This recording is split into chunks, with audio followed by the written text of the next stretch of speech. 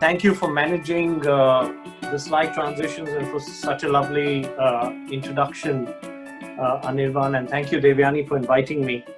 I'd like to, before I start, I just remind everyone that, Anirban and I spent a week curating a conference, speaking at and traveling around, looking at what's happening in central China. And we were in a place called Wuhan at a time when no one knew what Wuhan was and where it was. That situation's changed a lot. But we have very fond memories of Wuhan and Optics Valley and all that we saw happening in China. And hopefully, we bounce back as a globe. We bounce back and enter a better year to come, in 2021. But I think even more so today, given all the flux that we've been experiencing, this topic is, I think, quite a useful one. In a normal year with bull markets running riot and employment growing, and if nothing had got disrupted, I don't think we'd be taking this as seriously as we should. So in some ways, for all the bad that the pandemic does, it always does have a silver lining to all these issues. Are a good opportunity to pause and reflect on how the world is working and how business is working. So as Anirban said, I'm a talent strategist. For about 10 years, I've been focused on the subject of talent strategy, and my research has led to 2 books, Talent Economics in 2013, and now The Future Ready Organization, which released last year and is out in the bookstores or whatever. And what I thought I'd do is for about 30 minutes from now, go through 2 or 3 research-led hypotheses that are in the book. So they're from the book. It's not just an opinion. It's not something that, I'm, saying out of preference. It's something that days and hours and months of research have led me to believe and led me to architect and share with you today. So let me start with a little rewind, right? Before you get into the future, I think it's important to just rewind a little bit and look at some of the meta trends, both systemic and tactical, that lie on the road behind us. And as we think about the employment contract, I think let's focus for a moment on the word employment and sort of understand what is this word and where did it come from before we try and unpack what it will look like in the future. So, you go back 200, 250 years at the start of the industrial age, right? So this was after the Industrial Revolution. Factories had started for the first time in small factories, very, very low tech. This was before electricity was widely used. So it was a time when labor law and labor legislation sort of was in the dark ages. In fact, if you study legislative history, the operative act in 1800 to 1820 or so was an act in the industrial world, in the developed world, the US and UK on both sides of the Atlantic. The operative act was called the Masters and Servants Act. And the Masters and Servants Act, as archaic as the name sounds, was even more archaic in its application. And basically what it says is that you work for an individual, the person is your master. You serve at the will of the master. And what this meant was that you could do any task the master asked you to do. Nothing was off limits. You had to work as long as you needed to work, in the day, and you got as much rest as the master felt appropriate. And more importantly, you got paid based on what the master thought your contribution was worth. So, at the end of the month, a couple of pieces of silver, at the end of the quarter, end of the year, there was really no regulation. It was an informal person-to-person contract, which was used, funnily enough, in the early days of the Industrial Revolution. And as you would imagine, it led to a lot of, poor practices. It led to a lot of exploitation at the time. So in 1830 in the UK government passed the first rudimentary Factories Act. It was, the big jump forward. And I think the operative tenet of the first Factories Act was that you couldn't employ children under the age of 9, right? So you can again imagine what they were trying to do at the time. You couldn't employ any child under the age of 9, and if you employed children between the ages of 9 and 13, they could only work for 8 hours a day. That was what the first Factories Act spoke of. And then, you know, legislation sort of kept improving. We had the first trade unions forming, and there was a Trade Unions Act in the 1850s. And then by about 1900, so about, you know, roughly 100 years before the digital revolution and the internet came of age, for the last 100 years of the physical industrial world, we had quite a robust Factories Act, you know, being prototyped in the UK and then deployed in the US and in Australia and many markets, Canada, many markets around the world used the same architecture and skeleton from the initial one in the UK. Now, in the 1900s, if you study the word employment, so the operating philosophy of the term was an exchange of time for money. So for the first time now, the Factories Act started stipulating how long a worker had to work. You know, 40 hours a week, 8 hours a day. You've got to give them a lunch break. You've got to, you know, make sure that they get, you know, 15 hours of rest or 14 hours of rest in between shifts, so on and so forth. So there was a strengthening on the concept of time. And in order then to justify an individual working for you full-time, the Factories Act also asked employers to specify a specific list of tasks that the individual was being hired to do. You know, you could no longer just hire a person and say, you'll do whatever I want you to do. You had to specify that, you know, you're a finance person, you're going to look after books and so on and so forth.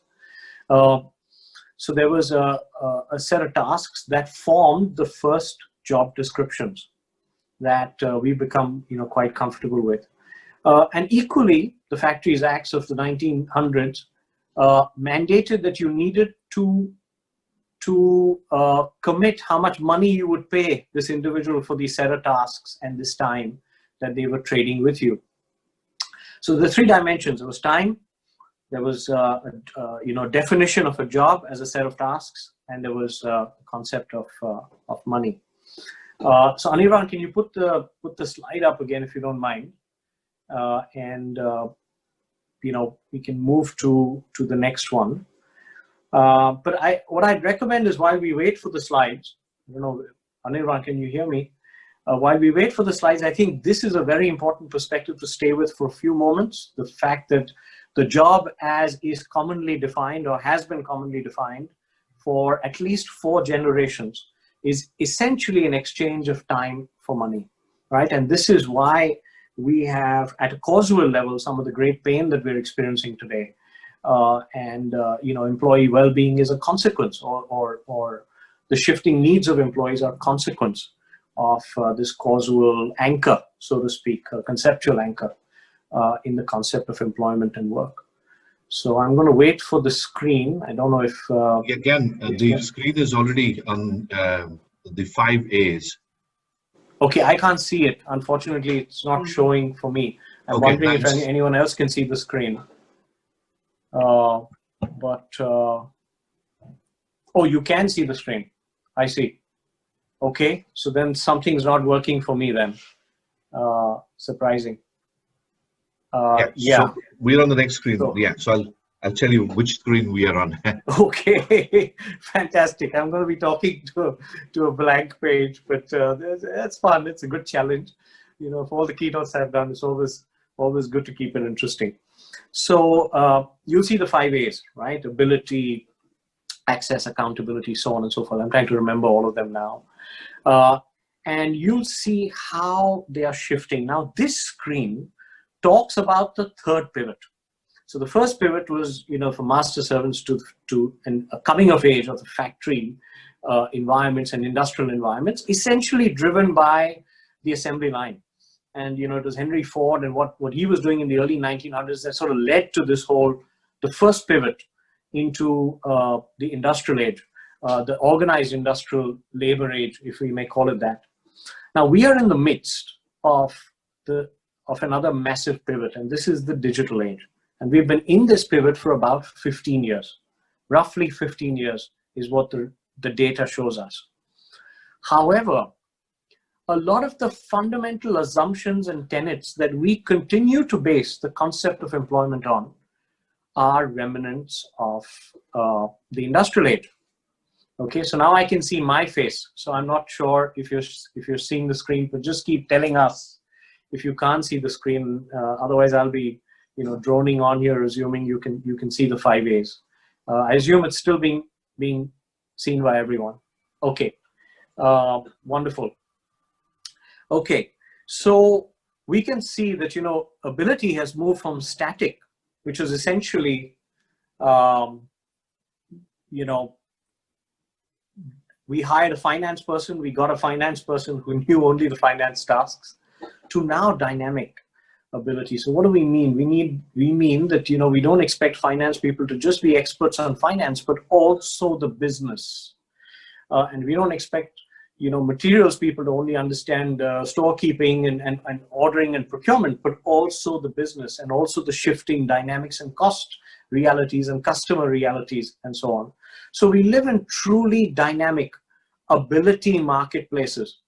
The ability I need today, I can almost guarantee that 20 years from now, I won't need those abilities anymore. I will need a digital version of them, if at all, or perhaps a new set of abilities. So we're moving, as a case in point, from static to dynamic. We're moving from localized access to dispersed access. In the old days, 25 years ago, if I needed to hire someone, I put an ad in the newspaper. And obviously, the only market I had access to, as an employer, was the localized market that read that newspaper. Now, you imagine what the first job boards did, monster.com and guru.com and all, and how that over the last 20 odd years has sort of exploded the global marketplace for talent, leading in some ways for the war for talent. LinkedIn today, you can access capability anywhere in the world and attract and engage with that capability.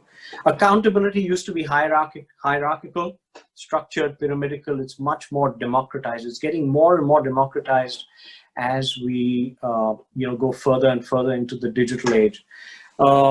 Then affiliation from constant to detached. You look at the human cloud, the freelance marketplace. So the research in my book says that we've got,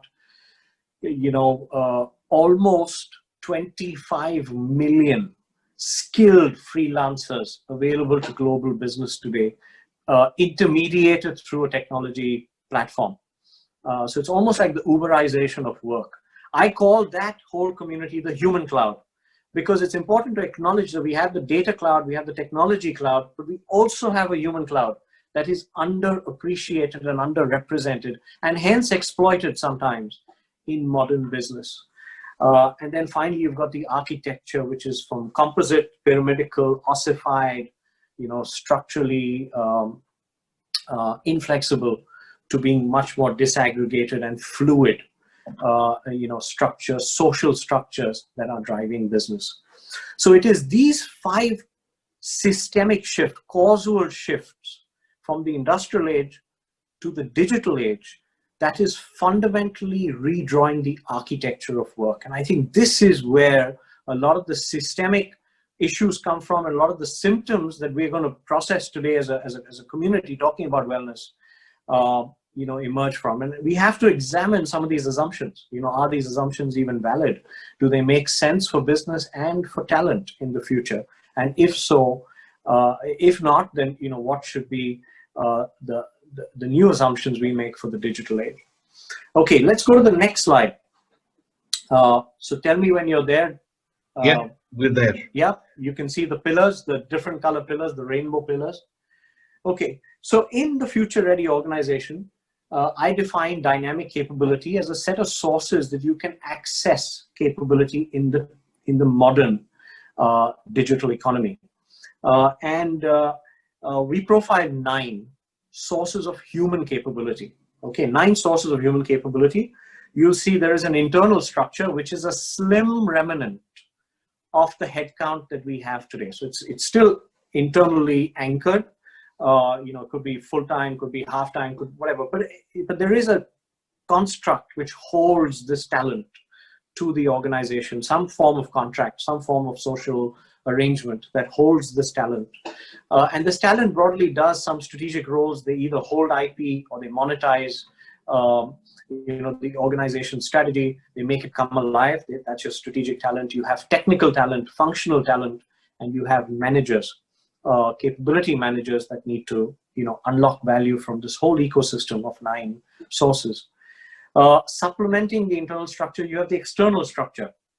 And the external structure is being crystallized around 3 viewpoints. So you've got the agency arrangements, which are essentially still human beings in flexible arrangements working with companies, but through large agency intermediation. You've got freelancers that are purely project-based, 6 to 8 week,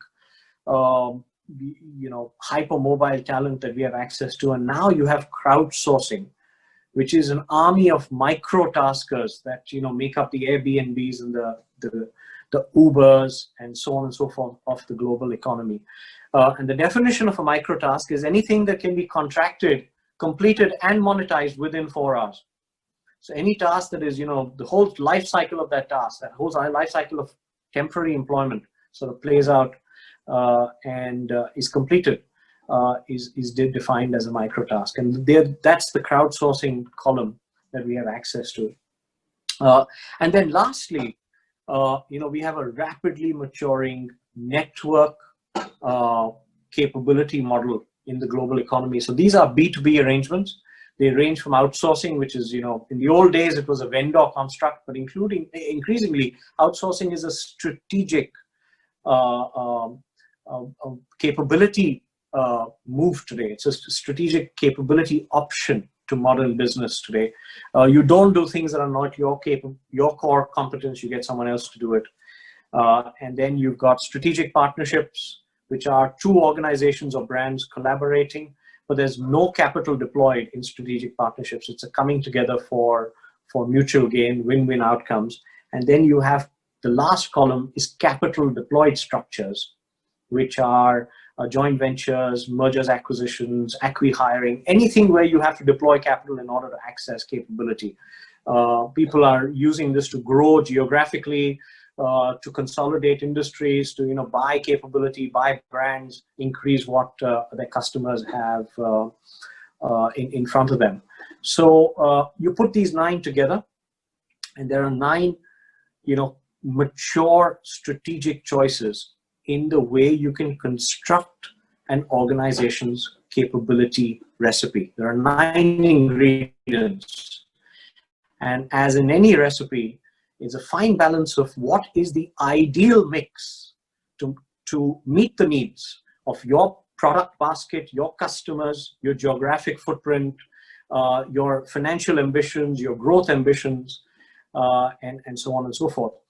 And the reason I wrote FRO, the reason I wrote it, because in the last 10 years, as I was researching, I was pretty sure that it is now the best companies. You look at Amazon, you look at Apple, you look at companies that have grown exponentially, they are using these 9 sources in incredibly smart ways as part, almost as much, as critical as their financial strategies and the product strategies and the customer strategies, their capability strategies and talent strategies are today as much a driver of their growth as any of the others. So if you go to the next slide, tell me when you're on it. It's got a picture of the book, and it's got 3 examples. Tell me when you're there. We're there. Thank you. I appreciate all the help from the panelists. You're saving me here because I can only see my face on the screen in front of me. I cannot see the screen. Oh, I can see the screen share. Okay, got it. You can see the screen share now. Okay. All right. I minimized my face and I could see the screen share. Okay, wonderful. Thank you very much. So if you look at this is how the spectrum is being used. And these are just 3 examples from one industry which form a large case study in the book. It's one of those big bodies of evidence that we were able to put out. And what it says is a traditional company, the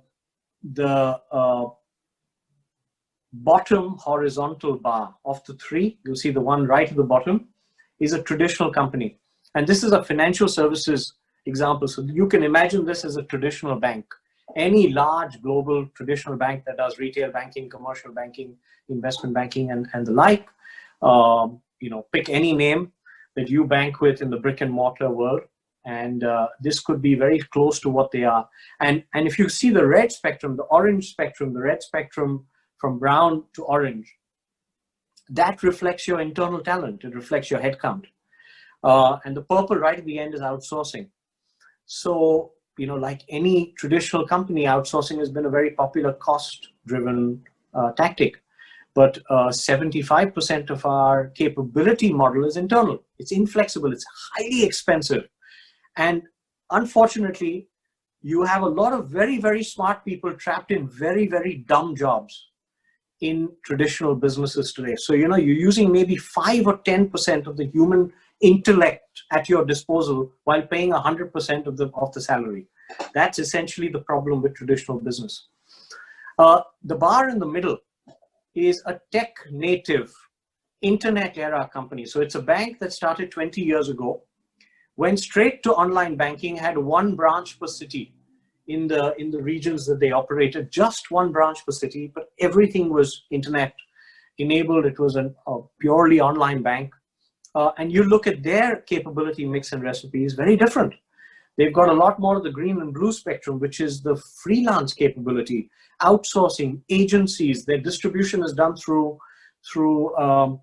resellers and distribution partners and so on. And then on the purple spectrum, strategic partnerships. So they don't have their own ATMs. They use the ATMs of the other banks and pay the interconnect fees and so on.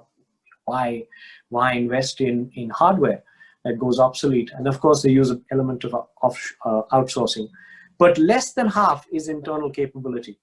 And then the bar right on top is a disruptor, is a fintech company that is trying to disrupt banking. And you'll see that their internal headcount is even less, and they're using a lot more of external and network arrangements to grow. Now, this, in our research, we did 16 such case studies across 9 industries. And there were 2 industries where we had 3 examples. There was manufacturing and there was banking, where we had 3 examples where you could look at this spectrum. The others, there maybe were 2 or 1. But invariably, 9 months of doing this work, the lesson that it left me with, the feeling it left me with, is this is purely the reason, one of the big reasons why most startups are punching above their weight. You can have 600 employees and you could be a unicorn with $1 billion valuation. And you could get there in 8 or 9 years today, which was, impossible, if I may use that word, in the industrial world. You just couldn't. You couldn't grow a brand. You couldn't access customers. You couldn't, monetize an idea at that speed and scale ever before. And it's because these companies are not waiting to hire. They're hiring the critical roles. They're hiring the critical capability. But they still have a lot of great talent. So let's go to the next slide. So this is the capability model, and I want to introduce the 10th capability to this. So 9 were human, and the 10th is the intelligent machine. And for the first time now, we have this new ingredient in the mix that looks nothing like us. It's called artificial intelligence. At this stage, it's still algorithmic intelligence, but over the years to come, it'll be much more formidable as a capability choice. So let's go to the next one. Will jobs survive? The next slide, Anirban, if you may. That the honey AI shrunk my job, right? No, go to the next one if you don't mind. Yeah. Yeah. So now, look, I'm no expert on technology. I'm a talent strategist. So, I'm studying this as much as anyone else is, and really investing my energies in understanding what is going to happen to work, what's going to happen to jobs. But I'm no expert. And therefore, I rely on the words of one of the great economists who recently said this. He says, we've been afflicted by a new disease, and that disease is going to grow, and it's called technological unemployment. Now, who do you think said this? And I don't think anyone else is on mute, so I'm going to answer it on your behalf. But this was it was John Maynard Keynes who said this in 1932. The father of modern macroeconomics said this almost 90 years ago. And the point I'm trying to make here is that this is not a new narrative. Mankind has been petrified about the march of machines for at least 130 years, which is where my research was able to sort of draw a line in terms of when the spike happened. So Anirban, if you go to the next page, you know, that's a headline from just after the first big global depression that happened, and this was a headline in the New York Times after they observed what was happening to jobs with the introduction of assembly lines. And, you know, mankind has always felt that, look, the jobs that I do today, machines can do, you know, a large chunk of it. And as a result, you know, will I have the ability to reinvent myself or be employed in the future? But I want to present another viewpoint, a counterpoint, so to speak, which actually proves why this 90-year-old narrative has never come true. And in fact, jobs have multiplied year on year. Human capability has become more and more powerful as an ingredient in business over these 90 years since this question first spiked. So if you go to the next slide, Anirban, this is a 2016 research that was done by two more modern economists, Darren Acemoglu at MIT and Pasquale Restrepo from Yale, who was his doctoral assistant in this research study. But Pasquale now is in MIT with Darren, and they studied over a 30-year period. They studied what happened to jobs and how did jobs evolve in 330 core professions across the United States. And they had access to 30 years of data because they were able to farm all the data that came from the job search engine. So what roles were being hired, what were the job titles, what were the job specs, and feed it into an algorithm which told them, you know, what was happening, what jobs were actually increasing and what jobs were diminishing. And what they found was that of the 330 jobs, only one had disappeared over this 30-year period. And that job was of a lift operator, of someone in the US who stands in an elevator and, you know, sort of moves the elevator up and down. That one's gone. The modern safety elevators don't need that. But every other job had existed. In some cases, it had shrunk. In other cases, it had, you know, those jobs had exploded and grown exponentially. And they found a very, very interesting disruptive variable. And this is from their research paper that they wrote in June of 2016. They said that, you know, technology is taking jobs away. There's no question of the fact that there are two forces in play. There are two competing forces in play. Automation on the side of machines that is continuously trying to take jobs away from labor. But equally, mankind has the ability to respond. And the way we respond is by the creation of new complex tasks, which sit a level above what machines do. So it is this creation in bold, the creation of new complex tasks is also an ongoing process, which, all things being equal, adds new jobs to labor. This is very important for us to establish. The reason why we have employee wellness concerns is because we're expecting our talent to operate at a new level of complexity in almost everything they do. However, we haven't disconnected from the industrial age construct of a job description or a set of tasks to fill an 8-hour day. So as each of those tasks, you know, sort of comes back at a higher complexity level, aided by machines like the ones we're speaking to each other on, or computers, or, you know, technologies like Teams and Zoom and so on and so forth. The reality is people are working 15, 16 hours a day because it's just taking more time to do this traditional task at a new level of complexity. That's what Acemoglu and Restrepo found, which I found very, very powerful. So I'll give you a story of how this plays out. It's a case study from the Wall Street Journal. And there's a very simple narrative to explain how this works.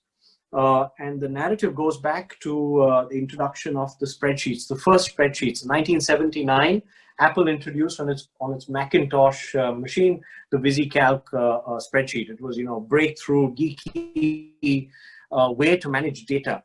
in the day. And then a few years later, you had Lotus 123, which really took the world by storm. And then a few years later, 1993, you had Microsoft Excel. This was basically the spreadsheet evolution in modern computing. And all through this, if you study what the press was talking about, all through this curve of the modern spreadsheet coming alive, everyone was saying that we will never need an accountant or a bookkeeper anymore, because suddenly, the simple spreadsheet with simple formulae could do the job of a modern accountant who would pour through ledgers and journal entries, and then have spend 3 days preparing a trial balance by manually and reconciling. And it was such a manual process. And suddenly, at a click of a button, you could generate a total, you could reconcile things, you can auto-populate a trial balance. So they said, we're never going to need the bookkeeper ever again, because this machine and this very simple, cheap software can do it for free in almost no time. And it's a total disruptor.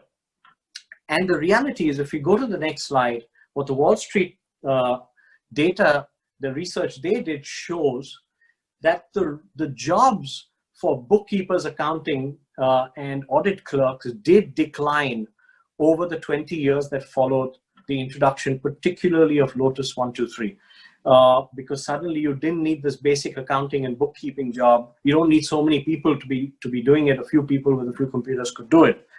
However, the introduction of spreadsheets and the ability for the human mind to now have this new resource to crunch vast volumes of data and process and create intelligence from these vast volumes of data using the spreadsheet led to an explosion of roles in management analytics, in financial management, in forensic auditing, in actual financial advice and advisory kind of role. So you had hiring that exploded, but at a new complexity level, where you weren't hiring people to put numbers into ledgers. You were hiring people for analytics and for insight and for wisdom.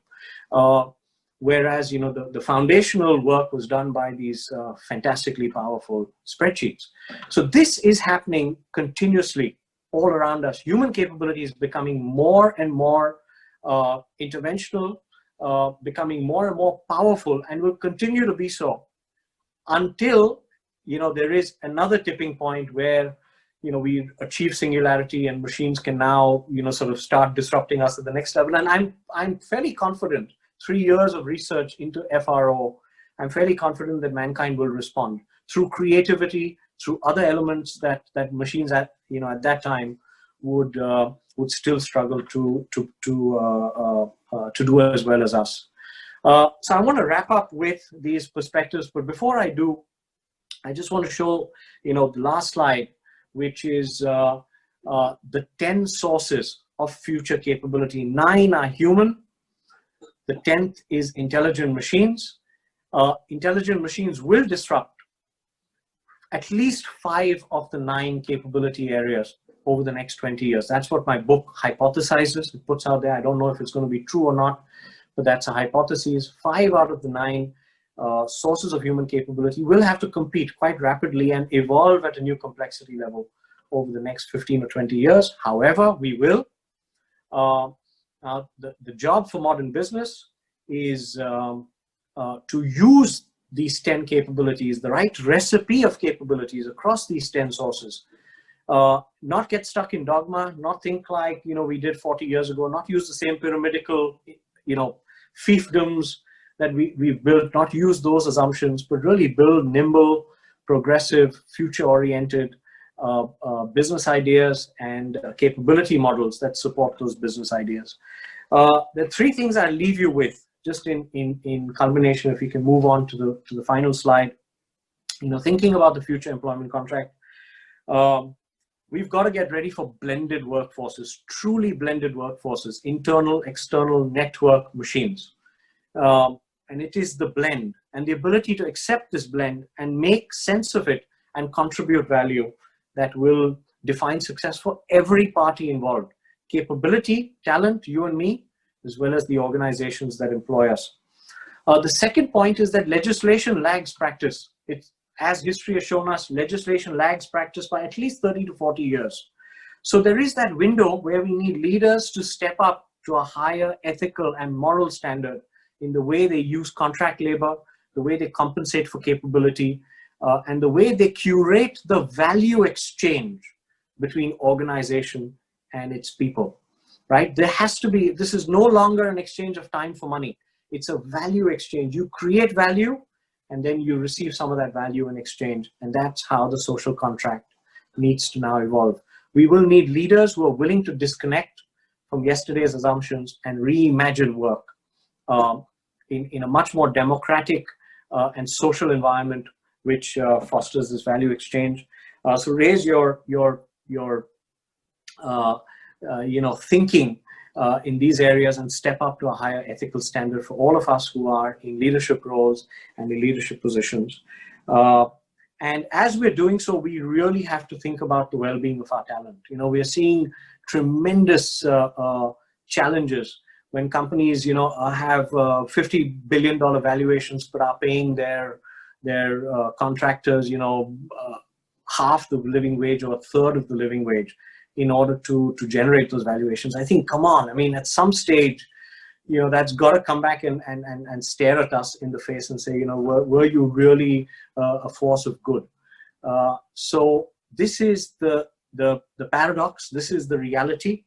And I welcome the conversation. I welcome the discussions, the Q&A, on how we can make this real and really allow, our children entering the workforce to have a great enabling, smart job culture that they can really unlock their capability, their ambitions and their passions in. So I'll stop there with a thank you and happy to take questions. I don't know how much time we have, Anirban. I think I went 35 minutes by my stopwatch. So yeah, no, we have questions or time for a couple of questions. So if you look at the Q&A tab, there are 2 questions which are there. Okay. From Sushurt. He asks, great insights, Gyan. A question that comes up is, you create insights about the structure of work relation. What have you learned about the nature of the relation? How is that changing? Correct.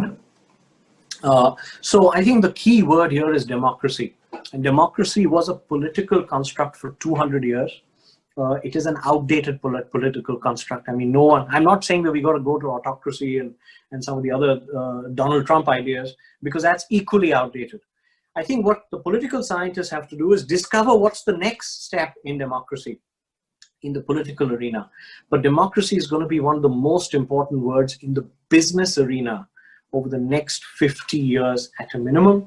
There's a democracy between customer and the organization that manufactures products that the customer consumes. So there's a consumption democracy. There's a capability democracy between talent and the organization. Talent today walks. If you aren't able to engage and provide them the right value proposition, they walk. So democratic constructs and management in the old world was not a democratic construct. Management in the industrial world, if you look at the last 30 years of the industrial economy, the core reason for being for managers, ever since Aubrey Daniels and the work on MBO, and then Peter Drucker and all the thinkers that focused on performance and performance management, we've had this culture for about 35 or 40 years now, where the concept of management has been a supervisor of performance, supervision of performance. And basically what that means is every year you're trying to squeeze more and more water out of stone. You're getting the same employee to work harder, and punch numbers on the treadmill, make it go faster so people run more. Where does that take you? And it was an industrial idea. It was incubated during the factory age. It has not traveled well into the digital age. Unfortunately, a lot of senior leaders in their 50s and 60s still cling to it because that's where they came from. It defined their own careers, and they're emotionally attached to it. So what should management be in the future? If management isn't about supervising performance anymore, what is it about in the digital age? And the chapter that I've written on this in the book says there are 2 new goals of management The first is to cultivate capability, because there's so many more sources, right? It's not as much a science as much as it is an art now. Trying to imagine, where can this work be done? How does it need to be done? You know, what capability options do we have at our disposal? How do we grow? And the best person to learn this from is Steve Jobs, and how he built or rebuilt Apple from bankrupt to the #1 cash-rich company in the world, Fortune 1, in 14 years. Bankrupt to #1, purely driven by great IP and innovation on the product side and great capability choices on the organizational side. He manufactured in China. He built a reseller network, so he wasn't carrying inventory. You know, he could get his product out in front of as many people as he wanted. He built the app system, the app store, so 1 million app developers could come and, you know, monetize pennies with the customers, and all that it did was build the first platform and ecosystem to do so. Imagine if you had tried to do all of that internally, right? That's what BlackBerry tried, and they failed. So the first is cultivate capability, and the second is curate contribution. So getting this system of internal, external network to work better together, to really, you know, bringing down these permanent boundaries and making the modern organization more social and symbiotic, while protecting intellectual property and protecting data privacy and cyber, you know, sort of concerns. This is the art. Curate contribution from a disaggregated capability system. Cultivate capability, curate contribution. That's how management must evolve in a democratic. So, to answer your question, the nature of the modern relationship is democracy. Excellent. Just because we started a bit late and we had a glitch, so we'll be able to take 2 more questions. The next question is from Alfonso. He talks about the word freedom. Does it mean more than democracy now? Freedom of choice, feeling safe, lives not controlled by an elite. Absolutely, absolutely.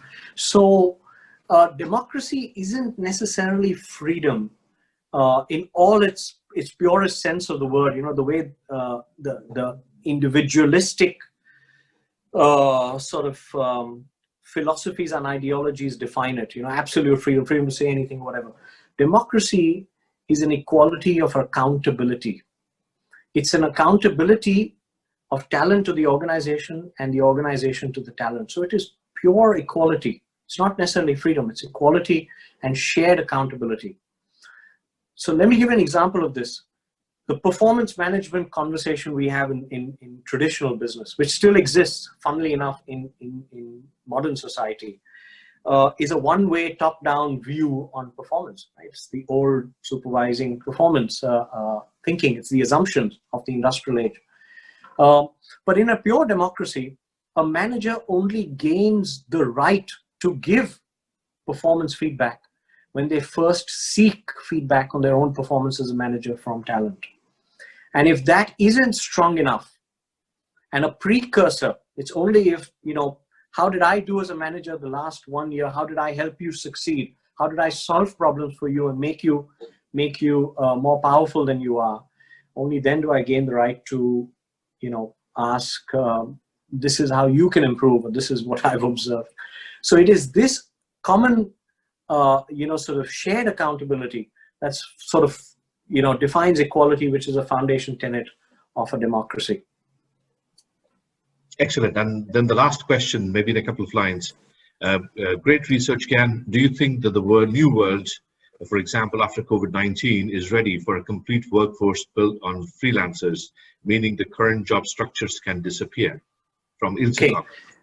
Yeah. So there was some research I read in an industry technology research paper that said that in hot jobs like data science and stuff, the average job tenure is 1.7 years. Now, to me, that is also a freelance. It's just disguised to look like a permanent headcount.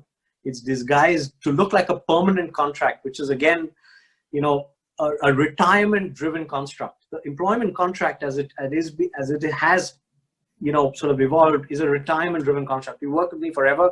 You hit a particular age. Again, it's time-defined. I pay you a monthly salary, an annual bonus. You hit 65, you retire. It was a time-driven construct. But if the average relationship is 1.7 years. Is that not freelance? It just looks like it's permanent, but it actually, everyone's freelance anyway. Everyone's out there in the job market. You can get approached on LinkedIn. You can go apply for a job on LinkedIn. You can get a job tomorrow and submit your resignation. And there are no disincentives to leave. And it is organizations that moved financial risk from the organization's balance sheet in the form of pension schemes to pension contributions on a monthly basis into your 401k.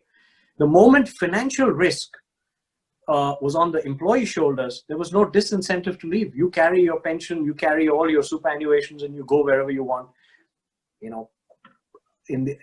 A couple of generations back, if I left after 20 years, I lost a lot. I didn't get my pension, I didn't get superannuated, so on and so forth, so I wouldn't leave.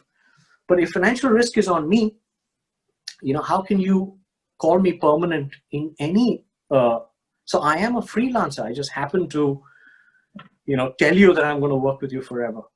And it is this fundamental dishonesty that we have to bring to the surface and deal with. The employment contract as it exists today is festering, it's dishonest. It's fundamentally dishonest on both sides. In good years, talent is monetizing. The best talent is monetizing value and quitting for the next highest bidder. And in bad years, more and more CFOs are looking at payroll as a variable expense. So it's COVID, let me lay off half my workforce. So how is it permanent? It's freelance on both sides. It's a project-based relationship, and it's replaceable. Excellent. I would have normally let go of this, but there's a very interesting question that has come from Hutton Henry. So literally last question on this forum for this session. Very interesting talk, Gyan. Thank you. How do you think the future employment contract interlink or impacts with the psychological contract to work? Correct. Very important. So I think the people who turn up for a job because they want a salary are in deep trouble. Okay. If the only reason you work is because you've got bills to pay or kids to send through college, then you are in deep trouble because you're not going to make this jump. As provocative as this is, as rude as it is, I think it's the best service, to be honest, at this age, because this is how we need to coach talent into the new world. The talent that has value is continuously upskilling to monetize new capabilities that are required by business. So everyone's an entrepreneur. Everyone needs to think like, employment, the future employment contract is a value exchange. I can only demand some of that value in return if I can create it in the first place. And how am I creating that value? Should I take a job which basically requires me to put the lights on and lights off? If I'm not adding value, this is the main reason why huge chunks of middle managers are all getting laid off, because it's very difficult to demonstrate that value creation when you sit in the middle of an organization. You don't have strategic risk and you don't have execution risk. You can kick the ball upwards or downwards to someone else. Then, is that really worth the salary? So we have to fundamentally disrupt the concept of work. We have to fundamentally disrupt the concept of a career. And we have to fundamentally disrupt the relationship between the job that is done and the physical space or the individual who does it. Because increasingly it could be a machine, it could be someone sitting 5,000 miles away, so on and so forth. And then reinvent a capability model that makes sense for our products, our customers, and our ambitions. And then there will be new templates of work and new value propositions that emerge from that. Excellent. Thank you so much, Gyan. As usual, I would like to thank you on behalf of Roundtable, as well as all the people who are participating today. Every time I hear you speak, I always learn a great deal, new stuff. I'm sure some of the viewers who are there would like to follow you. What's the best way to sort of follow you or keep continuing watching your work? So I'm terrible on social media. I must apologize, but I have a Twitter account. So if you just want to stay connected, it's Gyan Nagpal on Twitter altogether. And that's probably the easiest. I get a few messages every now and then from folks. I'm on LinkedIn, I'm on Facebook. But let me just say one moment that Anirban, I'm as much a fan of your work. And I appreciate you thinking of me and inviting me to share some of this research and value that tremendously. So, grateful and humble. Thank you so much, Gyan. Okay, thank you. Thank you.